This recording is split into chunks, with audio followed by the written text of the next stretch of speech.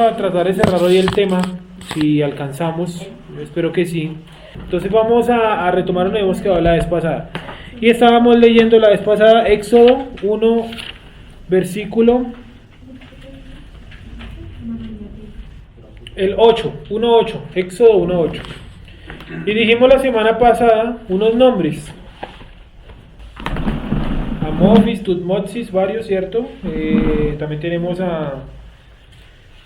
los nombres de las reinas, de la reina que se llama, esperen que Hatshepsut, sí, esa es como la principal, que es la que suponemos o se cree históricamente que adoptó a Moisés, ¿no? Porque en la historia egipcia dice que ella también tuvo un hijo que el dios Río, el dios Nilo le dio, y que ella no podía quedar embarazada, pero dijimos que se cree que obedeciera que estaba casado con su hermano, ¿no? Casada con su hermano, y luego cuando quedó embarazada tuvo fue puras mujeres.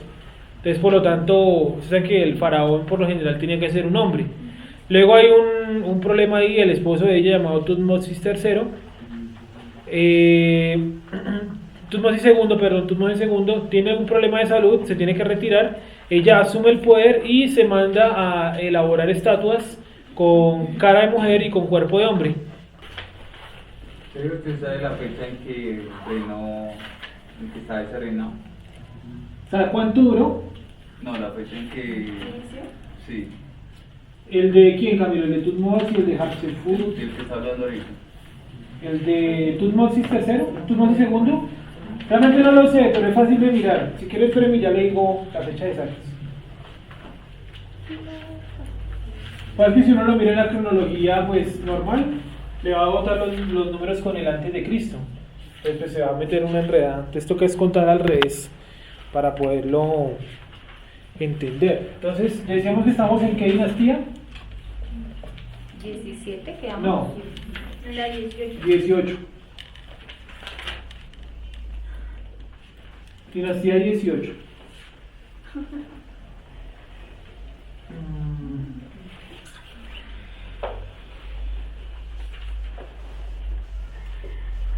me acuerdo dónde puse el cuadro. Allá.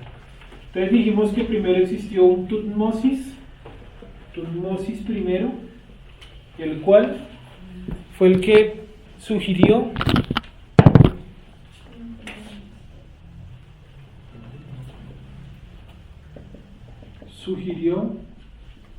lanzar los niños al río. Tutmosis primero. Luego viene Tutmosis segundo.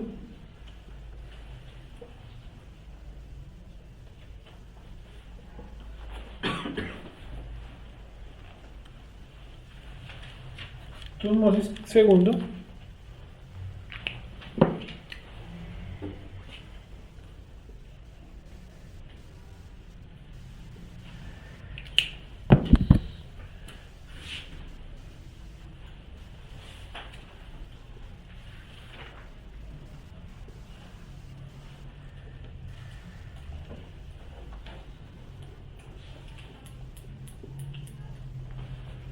Tutmosis II, que era medio hermano de Hatshepsut.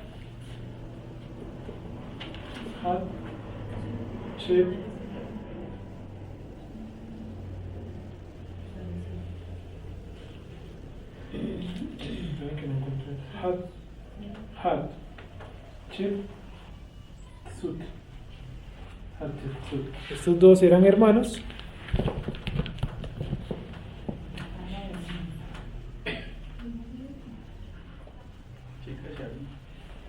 Medio hermanos, estaban casados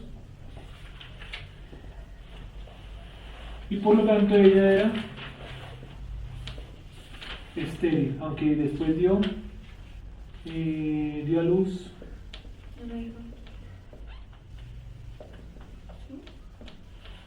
una hija estéril y esperen a ver qué más tenemos aquí. Tutmosis II se retira por enfermedad. Sí, parece que algo relacionado a una especie de viruela, parece ser. Pero dice que tiene un hijo con una contusión, ¿no? Sí, más adelante. Entonces, Tutmosis II se casó con Hatshepsut y dice el mito que Hatshepsut recibió hijo del dios del río. El dios del río. Por aquí está el nombre de ese dios, ya les digo cuál es el nombre. ¿El nombre de Dios?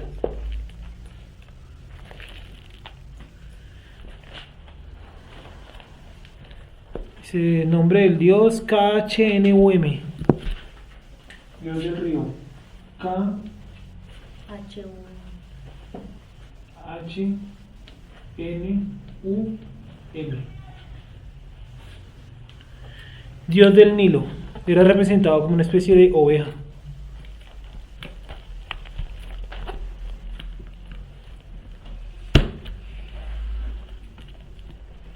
Listo, todo esto ya lo habíamos visto la semana pasada, solamente estoy como tratando de retomar. Entonces, Kun, rey del río, dios del río. Y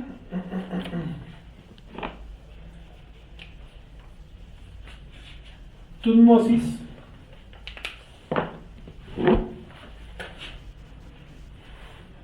se va a casar con una concubina.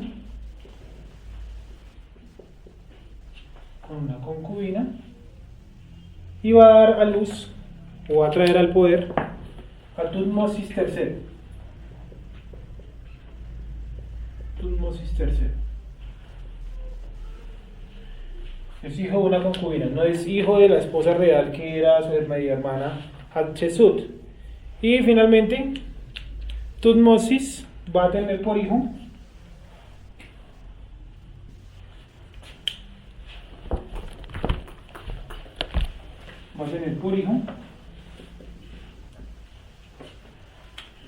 al faraón que nos vamos a centrar, y es Amenofis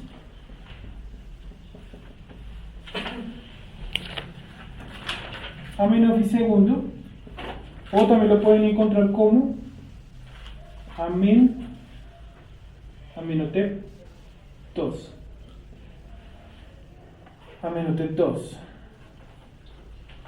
Y este es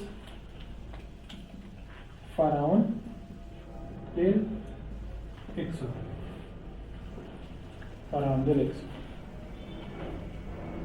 Y este va a tener, o va a morir, según la historia egipcia, muerte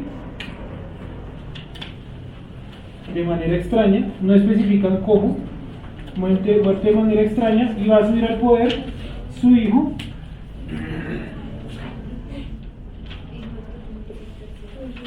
llamado Tutmosis IV.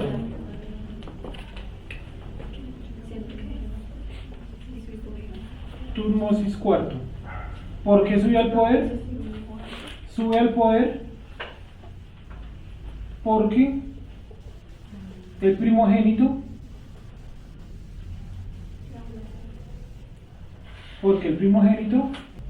murió de, entre comillas, una rara enfermedad.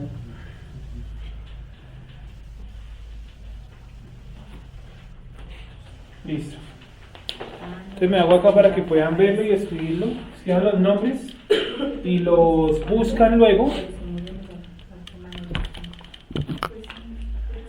¿Y dónde encuentran más información de esto? Le habíamos dicho la vez pasada, en la tumba KB35, Valle de los Reyes. Donde esto demuestra que ellos no enterraban en las pirámides, ¿no? Sino pues cada uno tenía su propia pirámide. Enterraban era en montículos, o sea, en cúmulos de tierra. Para tener a este niño, él se casó con una señora llamada Tía. Listo, pues creo que todo lo que tengo acá más o menos. Yo tengo una pregunta. Amenofis II fue primogénito de Tutmosis III. Hasta donde se sabe, sí. Y bien, entonces él por qué no murió con el espíritu de la muerte, si debía morir todo primogénito. La verdad no sabría, no sé. No sé, a menos de que la maldición que le diga Dios a Faraón. Ahora porque creo que le dices todo primogénito de Egipto, ¿no? Le Todo dice... primogénito que hubiere Espérame, ya lo miramos. el vientre. Ya lo miramos para... Pues, de ese que tú estabas hablando, ¿quién es? Que... De Amenofis II. Porque si él es el faraón del Éxodo, sí murió su hijo, pero no murió él. Vamos a mirarlo como le dice Porque exactamente. si de pronto tuvo mujer y pudo haber tenido Más hijos. y de pronto que o algún aborto espontáneo, alguna cuestión, ya no sería El primogénito. primogénito. Ya no Sí, sería. pues digo bastante. ¿Se sabe? Se supondría que sí. Sí, igual son cronología hecha hace más de 200 años, ¿no? Antes se puede rescatar algo un poquito aquí, por ejemplo, saber que este no es el primogénito. Este es un dato impresionante. Sí, de esta habría que mirarlo bien. Sí, por favor, ya se puede mirar ¿Cómo este. así? Amenofis II, a ver si de pronto dice que era el tercero en la línea de sucesión. Porque, por ejemplo, este subió al poder, pero porque el primogénito se murió de una rara enfermedad. Y el que le seguía el poder también se murió, pero no se dice de qué. Entonces subió al poder este que era tercero en la fila. Este ya es después del Éxodo. Ah, sí. Sí, el Éxodo es acá, este es después del Éxodo. Entonces habría que mirar acá si este de pronto es segundo en una secuela de secuencia, ¿sí? O nació de segundo, o de pronto lo que Gonza dice, de pronto es después de algún aborto o algún niño pequeño que se ha muerto. Sí, a veces se encuentran esos datos, a veces, no siempre. Y vamos a Éxodo 1:8, por favor. Y estábamos diciendo la semana pasada entonces que los israelitas vivieron en Egipto, o más bien que los israelitas tuvieron contacto con los egipcios desde la dinastía 14. En la dinastía 14, ¿quién tiene contacto con los egipcios? Abraham. Cuando dice que descendió a la tierra de Abraham, a la tierra de Egipto, ¿cierto? A buscar alimento, porque el hambre en la tierra de Canaán era vasto. Entonces van hasta Egipto a buscar comida. Luego también, ¿quién tiene contacto con ellos? Isaac. Y finalmente, Jacob y los patriarcas cuando venden a Joseph. O cuando, bueno, lo ponen en la cisterna y luego llegan los ismaelitas y se me olvidaron los otros, los madianitas. Y ahí se pierde un poco la idea de quién lo vendió realmente. Parece que los madianitas se lo vendieron a los ismaelitas. Y los ismaelitas lo vendieron en Egipto, según dice el texto. Entonces, se había subido una nueva dinastía en Egipto, la dinastía número 18, formada principalmente por un pueblo llamado ¿cómo? ¿Sí lo notaron ahí la vez pasada? Sí. Los Ixos. Los Ixos venían ¿de dónde? Del sur de Turquía. Y tenían un imperio bastante grande, invadieron Egipto, se tomaron allá y se proclamaron faraones. Cuando los tipos llegan allá, imagino que rápidamente se dan cuenta pues que los hebreos eran fieles a las dinastías anteriores. Por lo tanto, ¿qué es lo que dice el rey cuando recién sube? ¿Listo? Bueno, ahora sí, Éxodo 1:8, por favor. A ver, ¿qué dice Éxodo 1:8? Veamos. ¿Cómo dice? Jessica, a ver, ¿cómo dice? Sara, que está por ahí. Entre tanto se levantó sobre Egipto un nuevo rey que no conocía a José, y dijo a su pueblo. ¿Sigo? ¿Sí? He aquí, el pueblo de los hijos de Israel es mayor y más fuerte que nosotros. Ahora pues, seamos sabios para con él, para que no se multiplique y acontezca que viniendo guerra, él también se una a nuestros enemigos y pelee contra nosotros y se vaya de la tierra. Sí. Entonces pusieron sobre ellos comisarios de tributos que los molestasen con sus cargas y edificaron para Faraón las ciudades de almacenaje, Pitón y Ramesés. Listo. Bueno, datos interesantes de la dinastía número 18. Primero, en la época de Tutmosis I hicieron un escrito, un tallaje. Creo que no lo noté acá. Esperen a ver. Bueno, hay unas talladuras de esa época, de ese reino, del primero de acá, de Tutmosis I, donde él dice, o explican ahí, que la dinastía 18 estaba tratando de desenterrar la esfinge. ¿Qué es la esfinge? O la esfinge, como le... Cualquiera de los dos nombres está bien. Sí, que tiene cara de hombre, ¿cierto? Con el cuerpo de león. Entonces en la dinastía 18 ya estaba construido eso, porque algunos historiadores decían que la esfinge era de la dinastía 23, y no, porque la dinastía 18 decía que ya la quería desenterrar. O sea, como que ellos se la encontraron en medio del desierto, semi-enterrada, y estaban buscando la forma de sacarla. Cuando la esfinge sale en tiempos modernos a la luz, también los soldados de Napoleón tienen que desenterrar un gran pedazo, estaba bajo las arenas de Egipto. Allá en esas arenas tiene que haber muchos secretos, misterios, hay también rollos, papiros que nunca se han encontrado y que han sido datados en otro libro. Entonces tiene que estar allá, pero quién sabe en qué parte. Bueno, entonces viene la seguidilla de reyes, viene Tutmosis I, Tutmosis II, Hatshepsut, Tutmosis III, Amenofis y Tutmosis IV. El dilema está aquí, entre Hatshepsut y Tutmosis III. Pero espera, en el reinado de Tutmosis I, ¿ellos tenían unos escritos o ellos empezaron a elaborar unos escritos? No, tenían unos escritos. ¿De qué origen? Pues, origen egipcio. No, no me entender. Sí, de O sea, origen. ¿cuál es el dato curioso ahí? Pues que la efigie estaba allá, ¿En dónde? en Egipto. Eso es un dato curioso porque la efigie se supone que la hicieron en la dinastía 23. Y en el rollo ese que les digo que no anoté acá, anoté otros. Sí, no sé si los pueden ir buscando los que tengo acá, a ver si de pronto alguno de estos es. Relieve de Canotep, por ejemplo. Un momentico, Yashar, búsquelo ese. Relieve de Canotep. ¿Cómo se puede sintetizar la idea de ese dato? Que en la dinastía 18, en el reinado de Tutmosis, Tutmosis escribe o manda a tallar que él iba a mandar a desenterrar la efigie. ¿Sí? Entonces, sigamos. Ahora dice que se montó un nuevo rey, ¿no? Ese nuevo rey dice que no conocía a los israelitas. ¿Ese nuevo rey cuál es? Es este, Tutmosis I. Él entonces sugiere lanzar los niños al río. Pero sigamos acá, que si ya lo hemos hablado. Está acá, Tutmosis II se tiene que retirar por una enfermedad. Probablemente, según la información sacada de la tumba KB35, es que se tiene que retirar por algún tipo de viruela. Entonces, asume el poder esta mujer, Hatshepsut. Entonces, cuando la tallan con cuerpo de hombre y cabeza de mujer. Ella está en el poder, pero este niño ya había nacido, pero era muy pequeño, no podía regir. Cuando este niño creció, le dieron el poder, la clase sacerdotal de Egipto, que no admitían a una mujer como emperatriz. Le dieron el poder a este niño o a este hombre siendo un niño, y cuando él sube al poder, lo primero que hace es empezar a borrar todo vestigio histórico de su madrastra, Hatshepsut. O sea, no la quiere recordar. ¿Por qué no la quiere recordar? Porque él quiere quedar como el heredero nato de Tutmosis II y decir que él es netamente Tutmosis III, que no hubo intermediarios entre los dos. Sin embargo, se salvaron los documentos históricos y todos los históricos de Hatshepsut. Se cree que se salvaron porque había una parte de los sacerdotes que no apoyaban a Tutmosis III. ¿Listo? Sí. Todo eso lo pueden encontrar en libros de egiptología. Escriben eso y ahí salen un montón. Sí, en ese tiempo había, bueno, obviamente no es la palabra prensa, o la prensa no, obviamente, pero sí se sacaban algunos comunicados sobre eso. Solamente tengo aquí uno que se llama el papiro de Ipuwer. Pero no, a lo que me refiero es que si dentro circulaba el tiempo por de ahí. esa población Algo así. circulaba algún tipo de rey Pero trataba. en los escritos que tienen en piedra no. Es que no tiene siempre que porque es la prensa histórico. no existía. Pero Algo como prensa. Sí.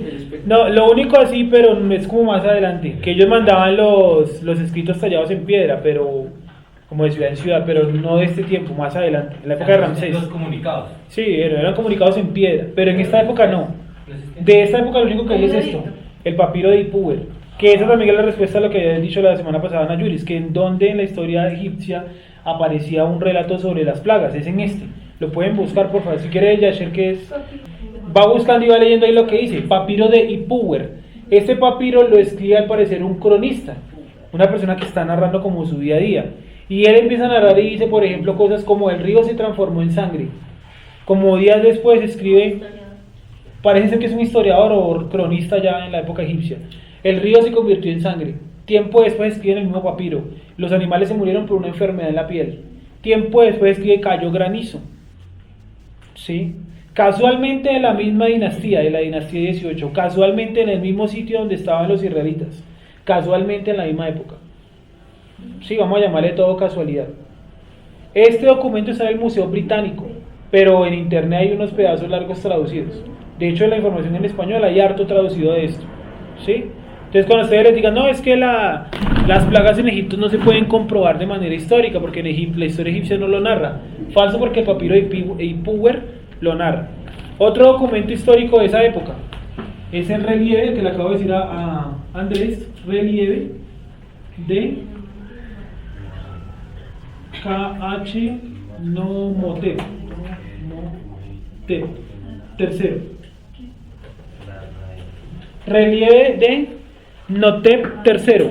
Entonces, ese Notep tercero parece que fue como un rey transicional que iba en Egipto, manda a tallar sobre las piedras documentos sobre los israelitas, como su ubicación en Canaán y eso. Entonces se supone que este es un documento posterior al Éxodo, donde el tipo los ubica allá en Oriente Medio, sí, allá en el levante del Mediterráneo, en la tierra prometida, en Canaán.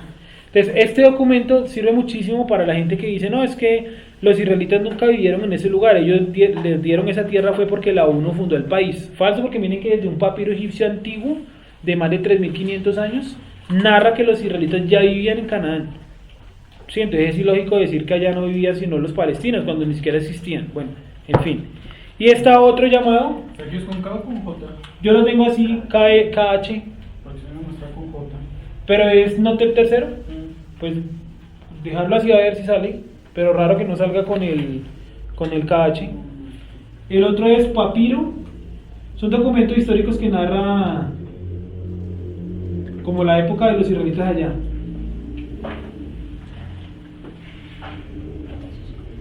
Son fragmentos de papiro. Y este es el fragmento 348. ¿Qué hay en el fragmento 348 de la colección Liden, o papiro de Liden 348? Hay información detallada sobre, ya les digo sobre qué es.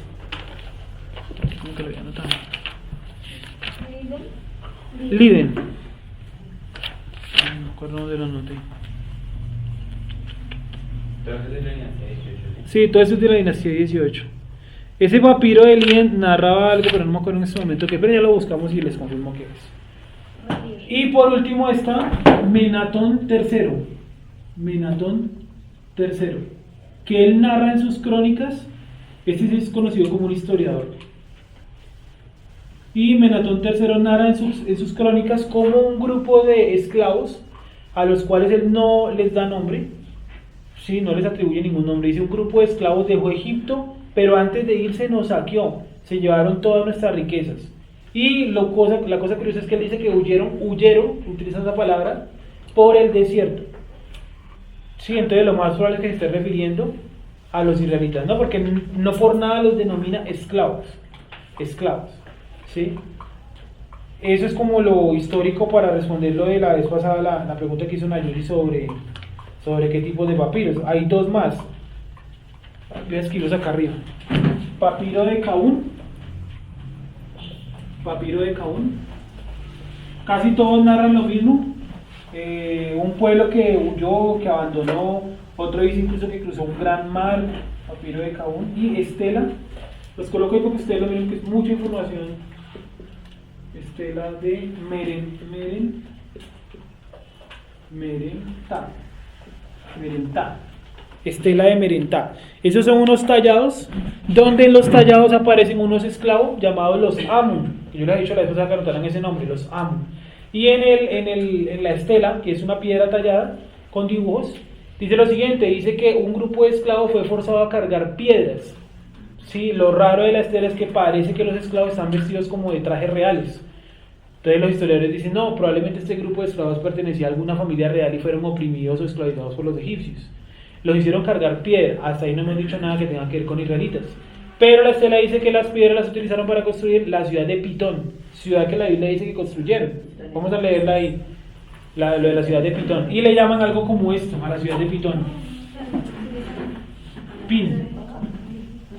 Algo más o menos como esto a la ciudad de Pitón. Entonces son como los documentos históricos netamente egipcios que ayudan a usted poder entender el éxodo desde más allá de la Biblia y a defenderlo o a sustentarlo, más que defenderlo, ¿sí?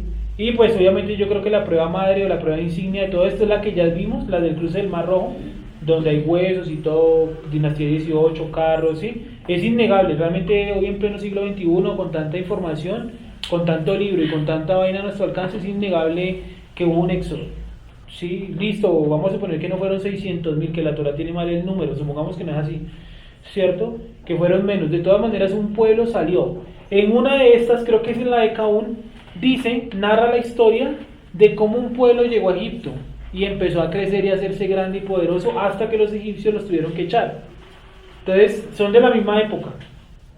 Por lo tanto, no hay otro pueblo que haya crecido y que haya pasado por esas penurias o eventos como fueron los israelitas del pasado, o sea, nuestros patriarcas, ¿sí? Los cuales llegaron a Egipto. ¿Cuántos llegaron a Egipto? 70, ¿cierto? En hecho dice que fueron 75 y en otro lado dice que 71. Sí, 70, llegaron Jacob y 70 más. Entonces los 70 estuvieron ahí y dice que crecieron y hicieron una nación poderosa. Vamos a leer entonces lo que les dije que leyeran ahorita. ¿Cuál era? Éxodo 1:8. No, hay otra cosa donde dice que construyeron la ciudad de Pitón. Creo que es más adelante. 11, léalo, por favor. En Egipto había otros pueblos también esclavizados aparte de hebreos. Sí, pero casi todos los pueblos que estaban esclavizados no pertenecían a Asia, pertenecían a África. O sea, no eran de la parte norte del mapa.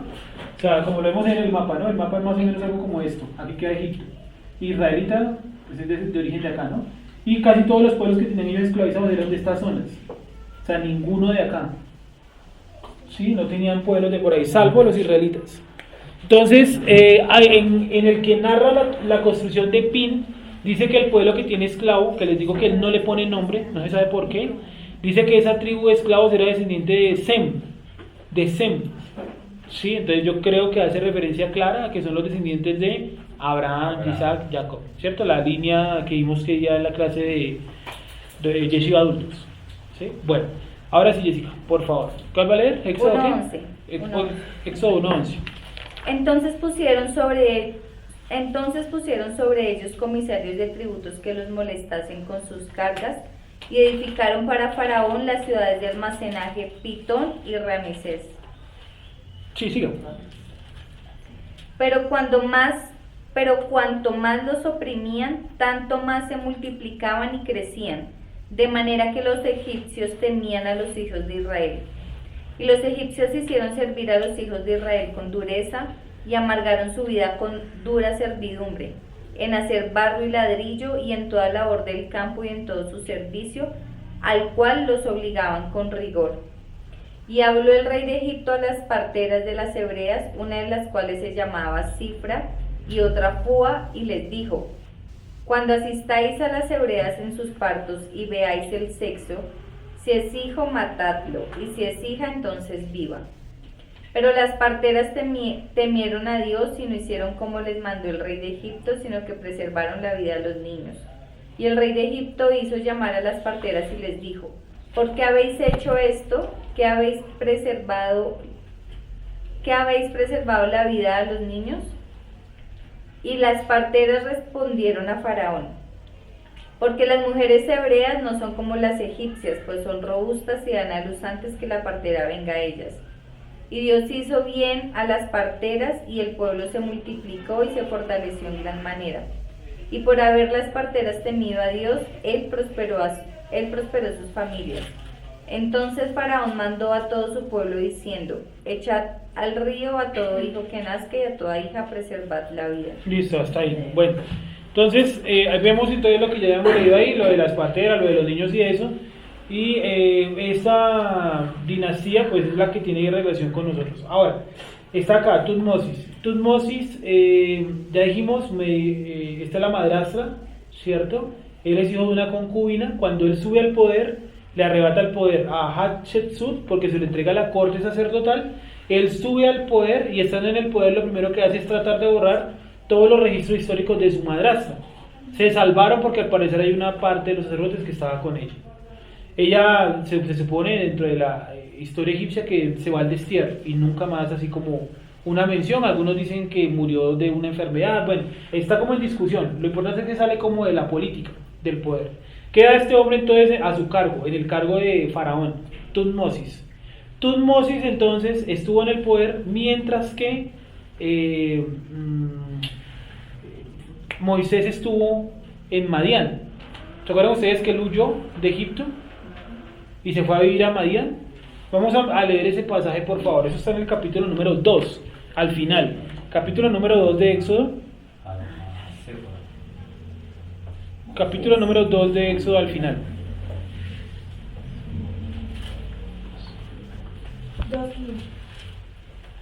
2:15, bueno, leámoslo.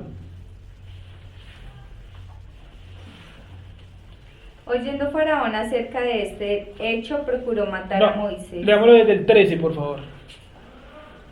Al día siguiente salió y vio a 2 hebreos que reñían. Entonces dijo al que maltrataba al otro: ¿por qué golpeas a tu prójimo? Y él respondió: ¿quién te ha puesto a ti por príncipe y juez sobre nosotros? ¿Piensas matarme como mataste al egipcio? Entonces Moisés tuvo miedo y dijo: ciertamente esto ha sido descubierto. Oyendo Faraón acerca de este hecho, procuró matar a Moisés, pero Moisés huyó delante de Faraón y habitó en la tierra de Madián. Es decir, para que se hagan una idea general, cuando Tutmosis era pequeño, Moisés tenía más o menos la misma edad de él. Este Tutmosis de acá, Tutmosis III. Cuando Tutmosis era pequeño, Moisés tenía más o menos la misma edad. ¿Listo? Cuando, ya les conté un pedazo, Tutmosis sube al poder y trata de borrar todo registro histórico de su madrastra, Hatshepsut. No lo puede hacer. Entonces, si él está en el poder, que es enemigo de la madrastra de Moisés, y Moisés mata a un egipcio, ¿por qué entonces creen que Moisés no dio la cara, sino que prefirió huir? Quería desaparecer todo. Exacto, sabía que este hombre estaba borrando absolutamente todo de su madre adoptiva, la mamá adoptiva de Moisés. Y ahora si yo llego con este crimen, ¿qué va a hacer? Es una excusa para que el man me mate. Entonces, ¿qué es lo que hace? Moisés se va a Madián, podemos colocarlo acá, y Tutmosis queda en el poder tal y como estaba. Entonces, Moisés en Madián. Pero ahora la Torá nos da otro dato, que este faraón murió. Dice, cuando murieron todos los que querían matar a Moisés. Alguien que me ayude a buscar ese pasaje. Cuando murieron todos los que querían matar a Moisés.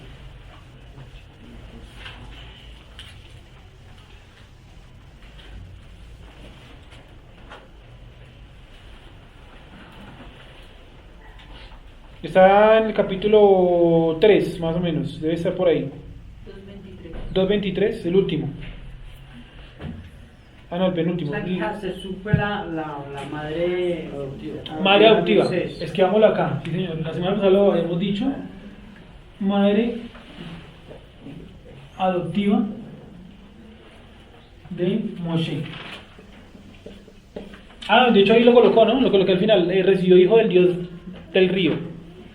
Ese dios, ese hijo, pues, casa con nuestra historia, ¿no?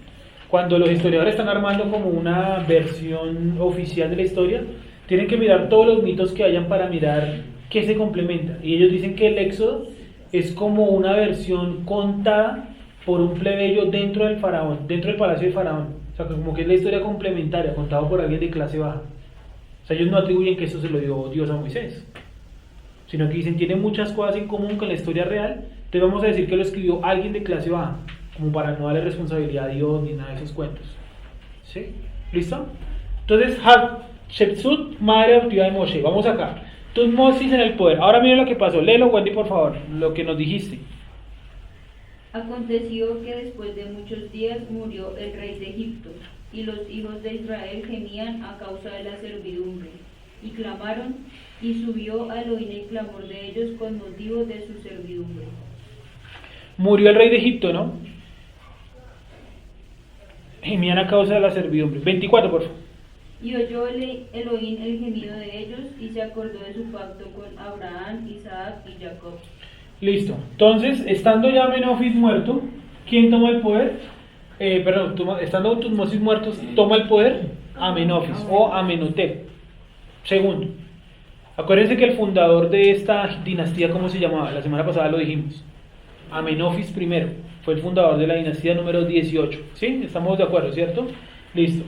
Entonces, cuando Moisés vuelve de Madián, se encuentra en el poder a Amenofis II, que es hijo de aquel que estaba tratando de borrar la memoria de su madrastra. Es hijo. ¿Listo? O sea, él lo conocía. Exacto, le tuvo que haber de pronto escuchado, no sé si conocido, pero de pronto alguna referencia. Sí, de todas maneras no es normal que un príncipe egipcio se vaya, como era Moisés, se dé a la huida y nadie diga nada. Sí, yo imagino que eso, me pongo yo en el papel de, allá en aquella época, digo, este man huyó y qué habrá sido la vida de ese man. De pronto algún día llega a reclamar el trono o sus derechos por ser hijastro de Hatshepsut, y más que sobre él hay un mito que es hijo del río, imagínense todo el complique. Entonces viene Amenofis II, y entonces los historiadores dicen aquí lo siguiente, que probablemente la plaga del Nilo, ¿sí?, esté muy relacionada a una discusión, según los historiadores, eso no es ningún comentario del Talmud ni nada de eso, es algo de historia. Decían que la discusión entre el probable Moisés y Amenofis II fue acerca del río, porque Moisés estaba reclamando sus derechos porque él se consideraba hijo del río, y por eso dicen que la palabra Moisés históricamente sirve como tal, es el río lo escupió o el río lo dio. Sí, entonces había como una batalla ahí interna entre los dos, según la historia. ¿Qué es lo que nosotros sabemos? ¿Cuáles eran las discusiones entre Amenofis II y Moshe? Pues que Moshe le decía, deja ir a mi pueblo. Sí, mi Dios dice que dejes ir a mi pueblo. ¿Y qué decía Amenofis? No se van a ir. Sí, no se van a ir. Y no, bueno, se van a ir solamente ustedes, sin sus ganados. No, se van a ir ustedes sin sus hijos. Se van a ir ustedes sin sus mujeres. Van a ir 3 días y van a volver. Sí, Amenofis. Entonces yo imagino también que para no romper su categoría de faraón, pues el man tampoco podía salir a decir, bueno, listo, váyanse. Sí, o sea, como que políticamente no estaba bien. Ahora leamos, porfa, donde dice que Moisés volvió a faraón. Creo que es en el 4, entrando el 4. Yo tengo una pregunta. Dígame. Digamos, a nivel histórico, canon, probablemente puede haber sido Moisés, por así decirlo, canon. ¿Cuál, perdón? Este es el dios. Este es el dios del Nilo, ¿vale? El que supuestamente le dio el hijo a... Exactamente. Pero el dios que le entregó a Moisés a Hatshepsut. Pero de ese hijo no se sabe nada históricamente. Tocaría buscarlo, pero creo que lo llaman Moses. Creo, porque mire cómo se vienen llamando los tipos. Sí, ya lo miramos a ver cómo lo llamaron. ¿Qué estaba diciendo yo? Estábamos buscando en el capítulo 4. Que son el 5.1. 5.1, leamos por favor el 5.1 de Éxodo. Éxodo 5.1. Para mirar ya cuando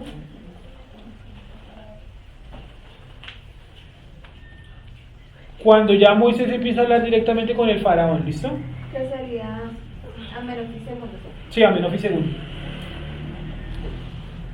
Listo. Entonces, Éxodo 5.1. Alguien que lo lea, por favor.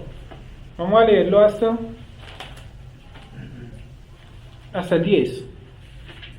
Después Moisés y Aarón entraron a la presencia de Faraón y le dijeron: Jehová, el Dios de Israel, dice así: deja ir a mi pueblo a celebrarme fiesta en el desierto. Faraón respondió: ¿quién es Jehová para que yo oiga su voz y deje ir a Israel? Yo no conozco a Jehová, ni tampoco dejará ir a Israel. Y ellos dijeron: el Dios de los hebreos nos ha encontrado. Iremos pues ahora, camino de 3 días por el desierto, y ofreceremos sacrificios a Jehová nuestro Dios, para que no venga sobre nosotros con peste o con espada. Entonces el rey de Egipto les dijo: Moisés y Aarón, ¿por qué hacéis cesar al pueblo de su trabajo? Volved a vuestras tareas. Dijo también Faraón: he aquí el pueblo de la tierra es ahora mucho, y vosotros les hacéis cesar de sus tareas. Y mandó Faraón aquel mismo día a los cuadrilleros del pueblo, que lo tenían a su cargo, y a sus capataces, diciendo: de aquí en adelante no daréis paja al pueblo para hacer ladrillo, como hasta ahora. Vayan ellos y recojan por sí mismos la paja, y les impondréis la misma tarea de ladrillo que hacían antes, y no les disminuiréis nada, porque están ociosos, y por eso levantan la voz diciendo: vamos y ofrezcamos sacrificios a nuestro Dios. Agrávese la servidumbre sobre ellos, para que se ocupen en ella y no atiendan a palabras mentirosas. Listo. Como vemos entonces, la primera parte dice que ¿quién es Jehová? Yo no lo conozco, ¿por qué los tengo que dejar ir? Pues claro, porque el tipo tenía cualquier cantidad de dioses menos Jehová, no lo conocían. Entonces llegan Aarón y Moisés y le dicen: no, Jehová, cierto, por decirle así, Jehová dice que dejes ir a mi pueblo. Y dice: pero ¿quiénes son ustedes? ¿Por qué? ¿Por qué los voy a dejar ir si yo no conozco a ese Dios? Sigamos. Entonces miren lo que dice ahora el versículo número 3. Dice así, dice, y ellos dijeron, el Dios de los hebreos nos ha encontrado. Iremos pues ahora camino de 3 días por el desierto y ofreceremos sacrificios al Eterno nuestro Dios para que no venga sobre nosotros con peste o con espada. Entonces el rey de Egipto les dijo, Moisés y Aarón, entonces el rey de Egipto les dijo, Moisés y Aarón, ¿por qué hacéis cesar al pueblo de su trabajo? Volved a vuestras tareas. Entonces, ¿qué fue lo que hicieron Moisés y Aarón? Llegaron a la tierra de Egipto, una vez que Moisés venía de Madián, se reunieron e hicieron al pueblo parar. O sea, hicieron una especie de paro, una especie de huelga. Faraón no está preocupado realmente por quién es Aarón y quién es Moisés. Está preocupado es porque el pueblo, el esclavo, la esclavitud está parada. ¿Sí? Eso fue lo que se le hizo raro al tipo. Entonces, si de pronto algunos de ustedes tenían la pregunta, ¿por qué Moisés y Aarón pueden hablar con él como tan directamente? Porque ¿qué era lo que él iba a negociar? Que volvieran al trabajo. Pero ellos le traían una propuesta mucho más fuerte, que los dejara ir de Egipto. Una propuesta que él no aceptó. Ya sabemos cuánto le tocó padecer para aceptar. El 5. Dijo también Faraón, he aquí el pueblo de la tierra es ahora mucho, y vosotros le hacéis cesar de sus tareas. ¿Sí? Hagan de cuenta cuando aquí paran los camioneros, que esos más les paran medio país. Sí, porque son muchísimos. Y mandó Faraón aquel mismo día a los cuadrilleros del pueblo que lo tenían a su cargo y a sus capataces diciendo, de aquí en adelante no haréis paja al pueblo para hacer ladrillo, como hasta ahora. Vayan ellos y recojan por sí mismos la paja. Pues le facilitaban algún material y aquí le quitan esa facilidad. Y les impondréis la misma tarea del ladrillo que hacían antes, y no les disminuiréis nada, porque están ociosos. Por eso levantan la voz diciendo, vamos y ofrezcamos sacrificios a nuestro Dios. O sea, él dijo, no, esta gente tiene mucho tiempo libre, están pensando bobadas. Hay que ponerles a trabajar el doble. Y los puso a trabajar. Agrávese la servidumbre sobre ellos para que se ocupen en ella, y no atiendan a palabras mentirosas. O sea, está tratando de romper la huelga, pero saltándose a los negociadores que son Aarón y Moisés. Está hablando directamente al pueblo con amenazas. O sea, aquí también vemos algo de política. ¿Sí? Sigamos. Y saliendo los cuadrilleros del pueblo y sus capataces, hablaron al pueblo diciendo, así ha dicho Faraón, yo no os doy paja, todo lo que acabamos de leer. Y vosotros recoged la paja donde la halléis, pero nada se disminuirá de vuestra tarea. Entonces el pueblo se esparció por toda la tierra de Egipto para recoger rastrojo en lugar de paja. Y los cuadrilleros los oprimian diciendo, acabad vuestra obra, la tarea de cada día en su día, como cuando se os daba paja. O sea, como que tenían un tope de cumplimiento diario. ¿Sí? 14. Y azotaban a los capataces de los hijos de Israel, que los cuadrilleros de Faraón habían puesto sobre ellos diciendo, ¿por qué no habéis cumplido vuestra tarea de ladrillo ni ayer ni hoy como antes? Y los capataces de los hijos de Israel vinieron a Faraón y se quejaron a él diciendo, ¿por qué lo haces así con tus siervos? O sea, hay un problema político allá grande. ¿Y dónde están Moisés y Aarón? No aparecen como bajo el yugo de la esclavitud. Por lo menos sabemos que Moisés no. Yo no sé tanto Aarón. Ahí sí viene un comentario, y es que según eso, ¿por qué a los levitas se les estableció no trabajar más allá de las labores del tabernáculo? Hay un comentario que dice que porque ellos en Egipto no estaban bajo esclavitud, que eran las otras tribus. Yo no sé, yo he visto mucho del comentario, pero es como lo único que hay. Sigo. No se dé paja a tus siervos, y con todo nos dicen, haced el ladrillo, y he aquí tus siervos son azotados, y el pueblo tuyo es el culpable. Y él respondió, ¿estáis qué? Ociosos. Sí, ociosos. Y por eso decís, vamos y ofrezcamos sacrificios al Eterno. Sí, o sea, Faraón se sigue excusando que, bueno, ustedes tienen mucho tiempo libre, están perezosos. Ahí va, 18. Y pues ahora y trabajad, no se os dará paja, y habéis de entregar la misma tarea de ladrillo. Entonces los capataces de los hijos de Israel se vieron en aflicción al decirles, no se disminuirá nada de vuestro ladrillo de la tarea de cada día. Bueno, ¿qué personajes hemos visto hasta ahí? Faraón. Están también Moisés y Aarón, que están desaparecidos de la escena del maltrato o de la esclavitud. Y está también los líderes de cuadrilla, que son egipcios, y están los capataces, que esos sí son hebreos.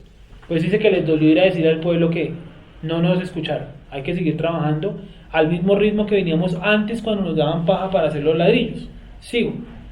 Tarea de cada día. 20. Y encontrando a Moisés y Aarón, imagínense, y encontrando, o sea, los males, ¿dónde estaban? No sé. 20. Y encontrando a Moisés y Aarón, que estaban a la vista de ellos cuando salían de la presencia de Faraón. ¿A la vista de quién? De los capataces que habían como tratado de negociar con Faraón. O sea, ellos van saliendo de la presencia de Faraón y ven por ahí parados a Moisés y Aarón. Y miren cómo les dicen. Les dijeron: mire el Eterno sobre vosotros y juzgue, pues nos habéis hecho abominables delante de Faraón y de sus siervos, poniéndoles la espada en la mano para que nos maten. O sea, ellos entraron en la huelga, ¿cierto? Se están sintiendo muy oprimidos, van y piden como una especie de tregua, no más opresión y eso. ¿Y qué es lo que les dice Faraón? No, hay que seguir trabajando al ese ritmo. Ellos van saliendo los negociadores de la casa de Faraón, del palacio, y se encuentran con Moisés y Aarón y dicen: por su culpa nos echamos ahora a los egipcios de enemigos. Entonces hay un problema político ahí. 22. Entonces Moisés se volvió al Eterno y dijo: Señor, ¿por qué afliges a este pueblo? ¿Para qué me enviaste? Miren que no dice ¿para qué afliges a mi pueblo o a tu pueblo? A este pueblo. ¿Para qué me enviaste? Porque desde que yo vine a Faraón para hablarle en tu nombre, ha afligido a este pueblo, no tu pueblo ni mi pueblo. Y tú no has librado a tu pueblo. Ahí lo cambió. ¿Sí? Ahí lo cambió. 6. El Eterno respondió a Moisés: ahora verás lo que yo haré a Faraón, porque con mano fuerte los dejará ir y con mano fuerte los echará de su tierra. Habló todavía Dios a Moisés y le dijo: yo soy el Eterno. Y apareció a Abraham, a Isaac, a Jacob como Dios omnipotente. Mas en mi nombre el Eterno no me voy a conocer a ellos. También establecí mi pacto con ellos, de darles la tierra de Canaán, la tierra en que fueron forasteros y en la cual habitaron. Asimismo yo he oído gemidos de los hijos de Israel, a quienes hacen servir los egipcios, y me he acordado de mi pacto.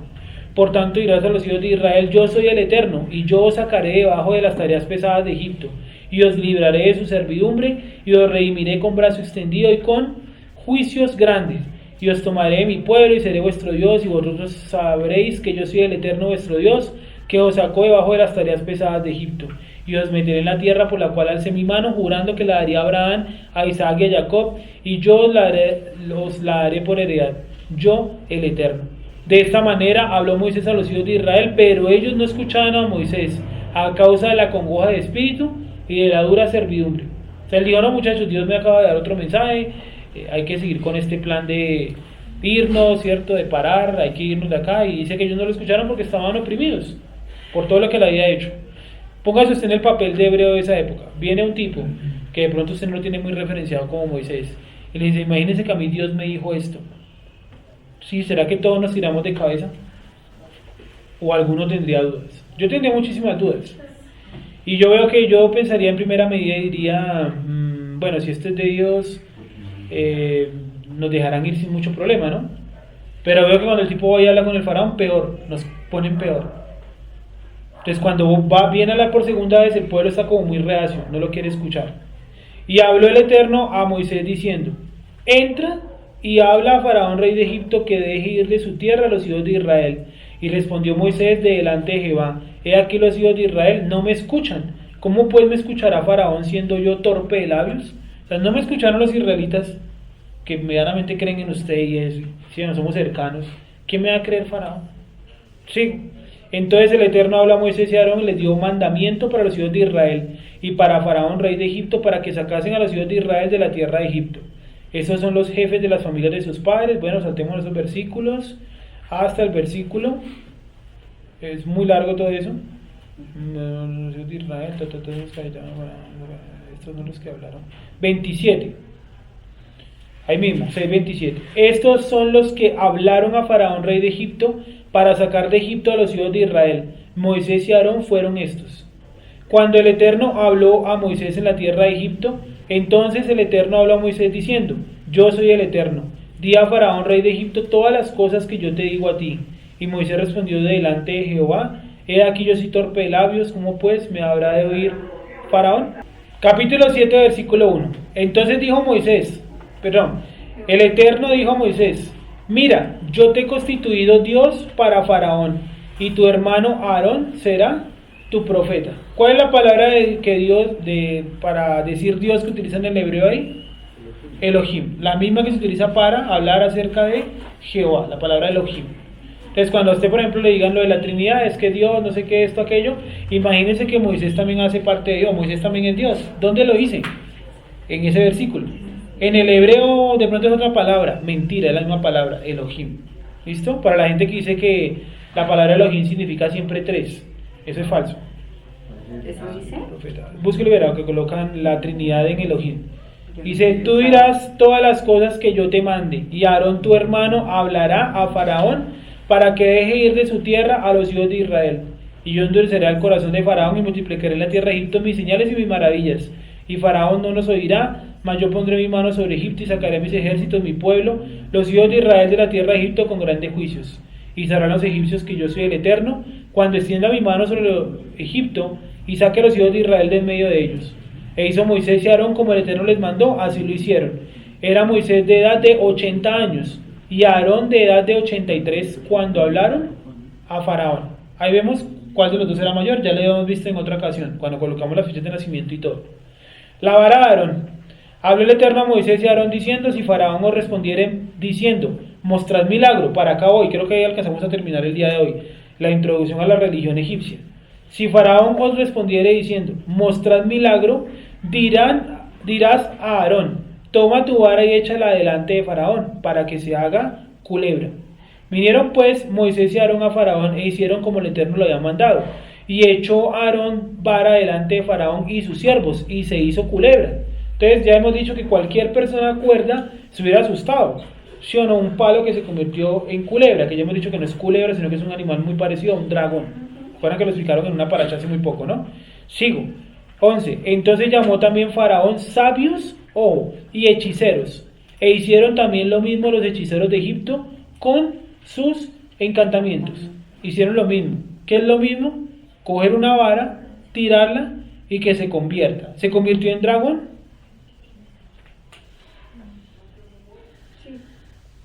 No, se transformó en serpiente. La de ellos sí fue serpiente. ¿Sí? Dice así: pues echó cada uno su vara, las cuales se volvieron culebras, mas la vara de Aarón devoró las varas de ellos. Dejémoslo hasta ahí en lectura. Entonces, ¿qué tenemos de la religión egipcia? Primero, que los egipcios eran panteonistas o politeístas, tenían muchísimos dioses, ¿sí? Prácticamente un dios por cada fuerza natural. Sí, el de la lluvia, el de los volcanes, el del río, el del mar, un dios por cada fuerza natural. Pero durante muchísimo tiempo también fueron enotistas. ¿Qué es enotismo?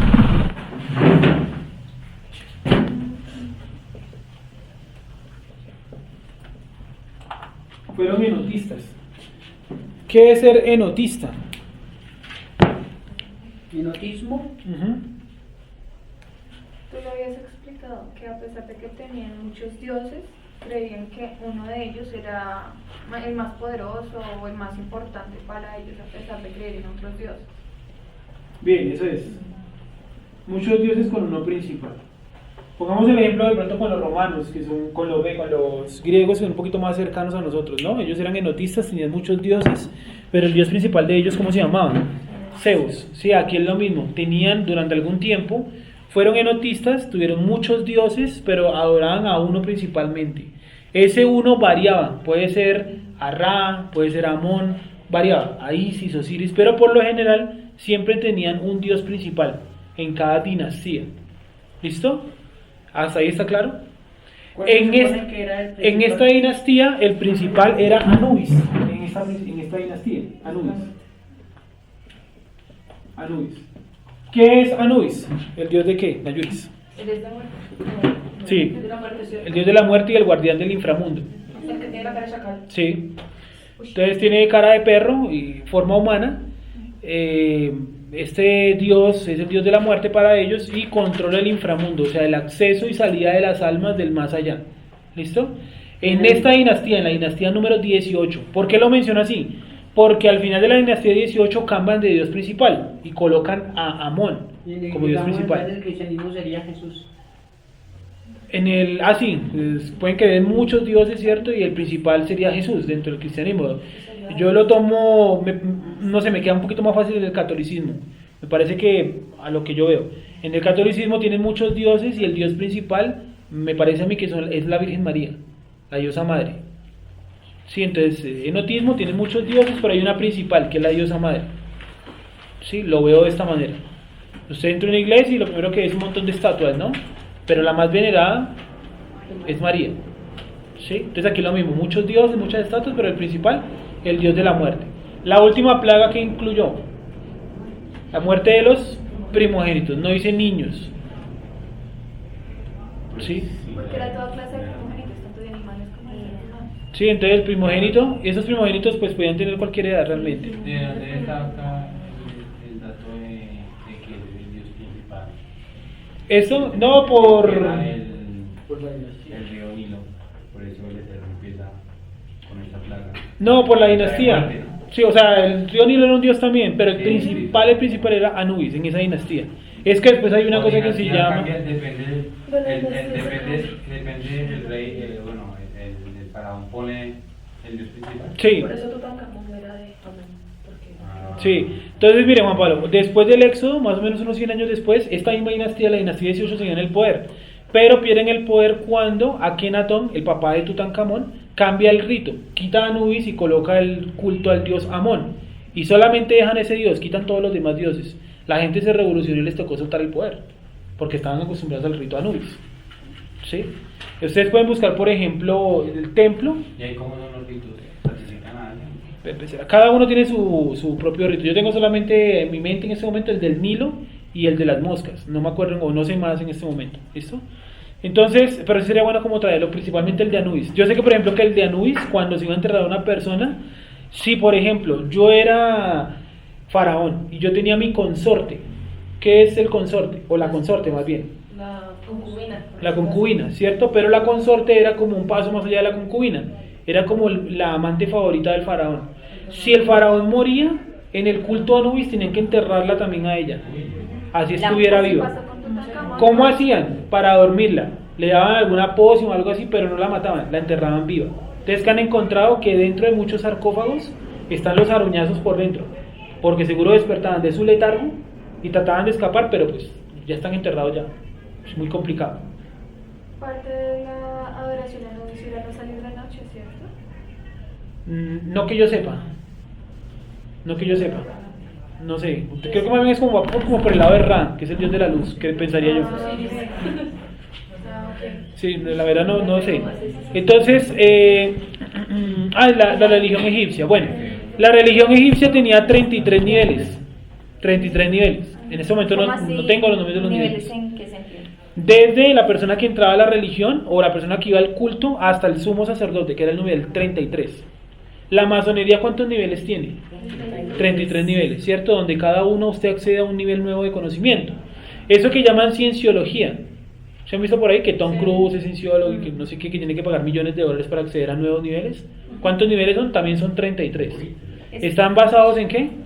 Sí, están basados en qué? En la religión egipcia. Hay muchos documentales que ustedes pueden buscar en YouTube que se llama La religión egipcia. Ustedes pueden buscar cómo la religión egipcia se ha transformado y ha llegado hasta nuestros días, principalmente con eso de los 33 niveles.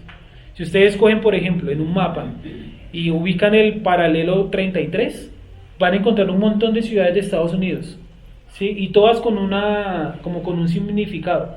Por ejemplo, hay una que se llama Fénix, o Phoenix, ¿cierto? El ave Fénix. Hay otra que tiene el nombre de un santo. Hay otra ahí mismo que tiene el nombre de creo que es Rosas, algo así. Sí, todas montadas sobre el paralelo 33. ¿Por qué? Porque en Estados Unidos los fundadores, ¿qué eran? Masones. Sí, las plazas centrales de las ciudades, París y eso, ¿no? Ubicado a los 33 grados exactos de cada ciudad. Creo que todos... El dólar es el que tiene una pirámide en medio de un ojo. También. Una figura, todo eso. Sí, eso. ¿Esos no son Illuminati? Sí, los Illuminati hacen parte como de ese revuelto. Pues ellos son como una escuela llamada los Iluminados de Baviera. Y se supone que a todos los mataron, pero pues en el dólar hay algo de eso, ¿sí? O sus símbolos como más bien. parecidos, ¿no? Es que todo es como lo mismo, todo metámoslo dentro de la caja masonería. Ahí pongámosle diferentes manifestaciones de la masonería. Pero Uno es Sí, sí, ¿cierto? ¿Se han visto el ojo que está en el dólar? Ese es un símbolo egipcio. ¿Listo? Entonces, para dejar ahí la introducción, que el tema se pone mejor para la siguiente semana, busquen por favor esta semana, ya ni dónde anotar, la religión egipcia. Les va a salir más o menos como unas 4 épocas de la religión egipcia: la protorreligión, la religión antigua, la clásica y la moderna. ¿Sí? Entonces lean todo menos la moderna, porque la moderna es el Islam. Es el Islam. Entonces no, ¿para qué se preocupan leyendo eso por ahora? Sí, en este momento Egipto es un país islámico, ¿no? Radical además. El presidente, ¿no? Hosni Mubarak, creo que se llama, bueno, no me acuerdo. Es un presidente bastante radical, bastante musulmán y tal. Por ahora no hemos llegado allá. Sergio, o sea que... ¿Cómo me hago entender? Eso que tú dices de los 33 niveles era dentro de la religión egipcia, que Sí. hacían parte de la cultura egipcia. Sí, exacto. Era un nivel de ascensión, sí, cada vez se ascendía más. ¿Y cuál es el nivel más alto de los masones? Recordemos que no es el ateísmo, ¿no? El ateísmo es el nivel número 32. El nivel 33 es algo llamado satanismo, pero no es el satanismo que de pronto nosotros conocemos, o sea, hacemos una estatua así. No, sino que entender que Satanás maneja este mundo. ¿Sí? O sea, él lo pasa primero por el ateísmo para luego meterle toda la idea de Satanás. ¿Sí? Y si quieren más información de eso, pues escribo aquí el libro. Un grupo de libros que son densos, largos, muy, muy largos. Son como 8 libros. Y se llama Teosofía. Sí, ya los había recomendado alguna vez, Teosofía, de una señora que se llama Elena Blavatsky. Hay documentales por si de pronto no leen los libros. Lo buscan y ella ahí explica más o menos de qué se trata la masonería. Y trata de buscar el origen de cada religión. Y ella dice que la única religión que no se ha mezclado con nada, o que por lo menos está muy complicada para deshacerla, es el judaísmo ortodoxo de su época, siglo XIX. Eso es lo que la opinión de ella siendo atea. ¿Listo? Bueno, eso ha sido todo.